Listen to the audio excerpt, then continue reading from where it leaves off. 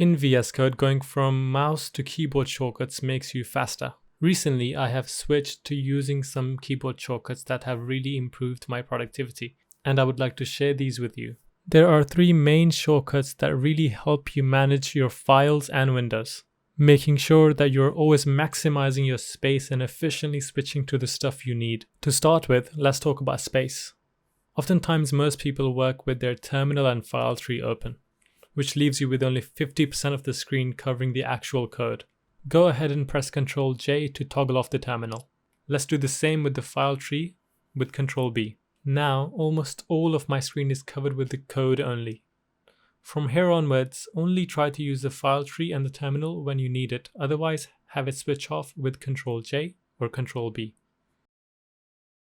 Using the file tree to find and open files can be really slow.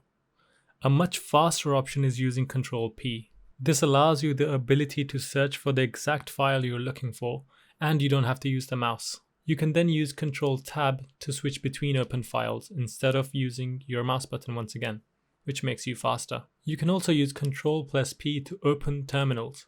Start with typing term and space and select from a list of terminals that you have open, or open a new terminal.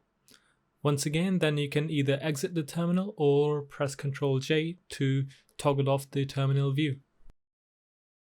You should only try to use the file tree when you are navigating through a new code base.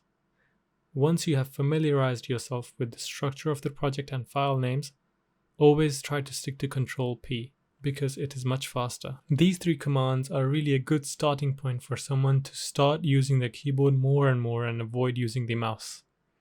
Always remember that the two main objectives are to maximize the space you have for the actual code and avoid using the mouse as much as possible. You can build on top of these commands to keep becoming faster at using VS Code. Thank you.